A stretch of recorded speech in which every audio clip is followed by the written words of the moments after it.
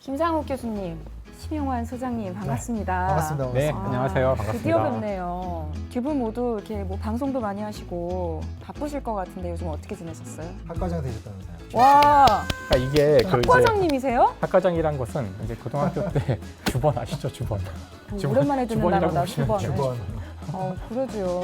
소장님은요? 저도 뭐 비슷하게 지내고 있고요. 방송하고 공부하고 책 쓰고 뭐 그런 루틴한 삶을 살고 있는 거죠.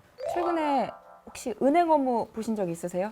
좀 다 핸드폰으로 하지 않나요? 다 인터넷으로 스마트폰으로? 해서 사실 은행에 갈 일이 거의 없는데 아, 뭔가 개설을 하거나 네. 뭔가 내가 뭐 잘못해서 네. 저는 은행을 꽤 자주 가는 이유가 자꾸 비밀번호를 틀려서 그거는 좀 어쩔 수 없이 영업점을 방문하는 경우가 많거든요. 5번이나 눌러야 되는데. 그러니까요. 그래도? 네. 그래도 지금 이렇게 이야기 나눈 것처럼 클릭 한 번으로 모든 업무가 다 해결이 되는 그렇죠. 아주 편리한 시대에 살고 있습니다. 오늘날이 있기까지 은행은 과연 어떤 변화를 거쳐왔을까요? 추억의 자료들 한번 같이 보면서 이야기 나눠볼까요?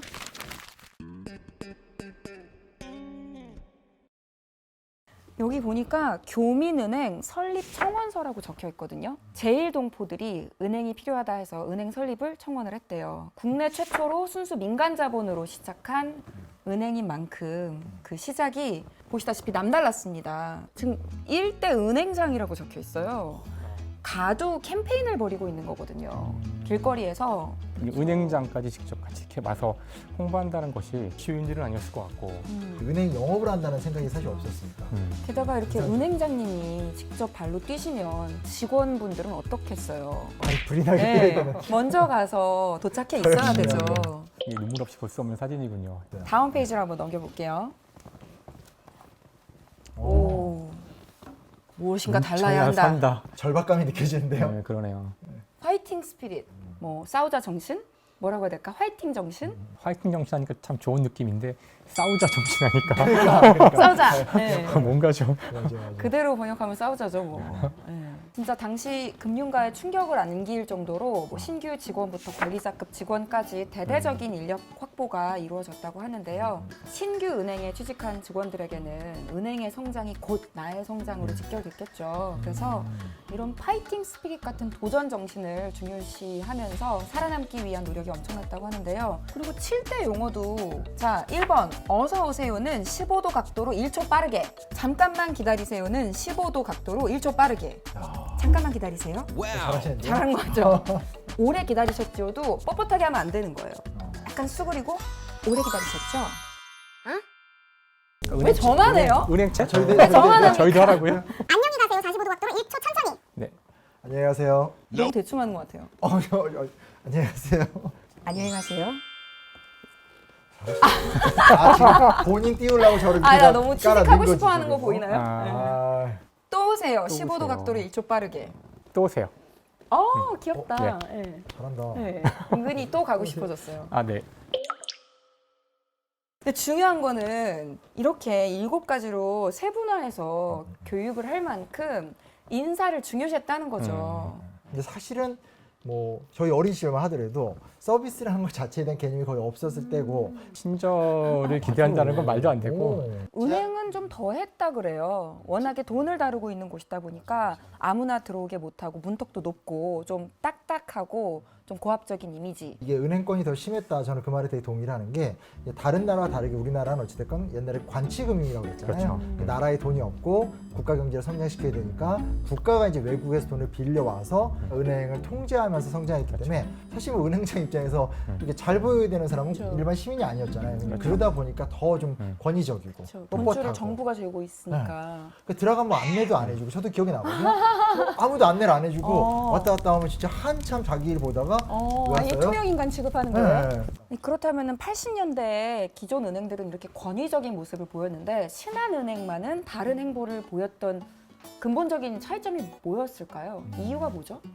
아마 처음 만들어진 은행이니까 살아남아야 되니 뭔가 해야 됐겠죠. 남과 다른 어떤 차별성이 필요했을 거고 그것을 아마 서비스로 잡았던 게 아닐까 싶어요. 사실 이렇게 작은 어떻게 보면 눈에 잘 보이지 않는 서비스 같은 거를 앞세워서 결국은 이제 신한은행이 성공을 하게 되는 거잖아요. 이런 예를 또 자연에서 한번 찾아보자면 네, 재밌어요. 물리학과 연결되는, 과학과 자연에서 연결되는 이것도 찾을 수 신한의 있나요? 역사. 사실 그 우리 주위에 흙이 있잖아요. 네. 땅이 흙이 뭐로 되어 있는지 아세요? 흙이요? 흙이 흙으로 돼 있는 거 아니에요? 이럴 때가 제일 힘들어요. 어. 오시알페카나크마라고 배우는데 산소, 규소, 실리콘이라고도 하죠. 뭐 더 얘기 안 할게요. 네, 그 정도가 어쨌든 예, 네. 땅에서 흙을 이렇게 푸면 절반은 산소하고 알루미늄이거든요. 여기에 약간의 불순물이 들어갔을 때 큰 변화가 일어나요. 예를 들어서 크롬이라는 금속이 조금만 들어가면은 루비가 돼요. 크롬에다가 그다음에 베릴륨이 조금 들어가잖아요. 네. 그러면은 에메랄드가 돼요. 몰랐어요. 점점 좋아지는데요? 몰랐어요. 오. 근데 이 조금이라는 양이 정말 0.2%도 안 되는 양이거든요. 작지만 눈에 잘 보이지 않는 것을 약간 첨가를 해서 이 돌을 보석으로 만들 수 있다는 거죠. 그러니까 사실 신한이 당시로서는 15도 각도의 차이가. 그렇죠. 눈에 보이지 않는 서비스를 첨가해서 보석으로 만든 거죠. 와. 그 나비 효과가 생각나는데 나비 그 효과. 나비의 작은 날갯짓이 지구 반대편에서는 태풍을 일으킬 수도 있다고 하잖아요. 이 신한의 문화라는 고유의 날갯짓이 새로운 트렌드를 만들어내고 또 금융 전반의 새로운 패러다임까지도 만들어내면서 지금까지 고객과 함께 해온 게 아닐까 싶습니다. 자, 이렇게 80년대가 지나가고 90년대로 향해 넘겨보겠습니다. 화려하다. 스크랩북 누가 만드셨는지 너무 야, 잘 만드셨어요. 컬러가 점점 발전하고 녹색 분위기가 당시 은행들이 대부분 대기업 중심으로 금융시장을 장악하고 있는 상황이었는데요. 신한은 한 가지 묘수를 떠올리게 됐습니다. 대기업 중심의 금융이 아닌 개인 중심의 금융을 하자. 그래서 리테일에 집중해보자 선언을 합니다.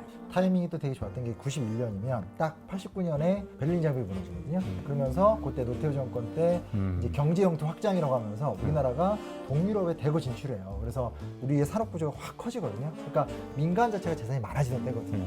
돈이 모이는 곳이 바뀌었다. 그런 것도 계산했던 것 같아요.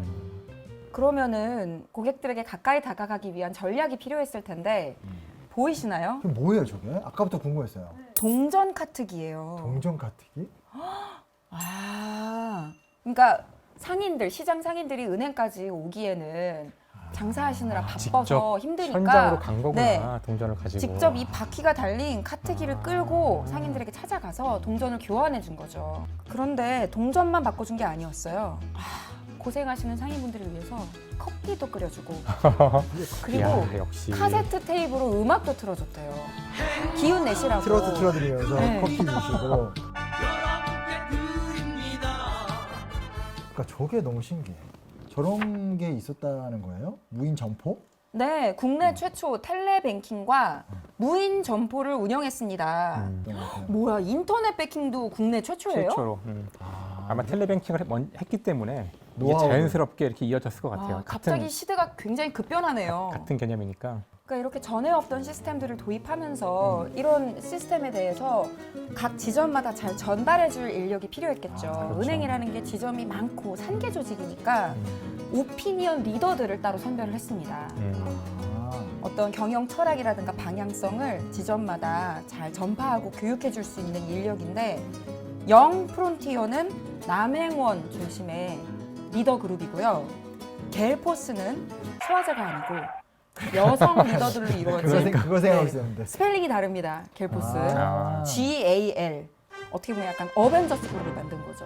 실제 이런 사람들이 되게 중요한 것이 인터넷 있잖아요. 인터넷이란 것은 수많은 이제 컴퓨터들이 연결되어 있는 건데 이 연결망이 그냥 막 무작위적으로 되어 있지 않거든요. 그 구조를 그 학계에서는 이제 멱 함수 구조라 그래요. 구조의 특징이 뭐냐면은 바로 인터넷에 어떤 특별한 지점들이 있다는 거예요. 다른 곳보다 훨씬 많은 연결을 갖는 허브가 있다는 뜻인데 실제로 이제 그런 사이트가 어디냐면은 구글, 아마존, 네이버 이런 게 바로 허브들이죠. 그래서 이런 멱함수 구조가 가장 효율적으로 정보가 빠르게 전파되는 그런 특성이 있거든요. 그래서 이 사람들 사이에서도 이렇게 문화를 전파시킬 때 그 안에 중요한 허브들을 하나씩 놓고 그곳에 많은 연결을 짓는 것이 빠른 속도를 만들 때 도움되지 않았을까.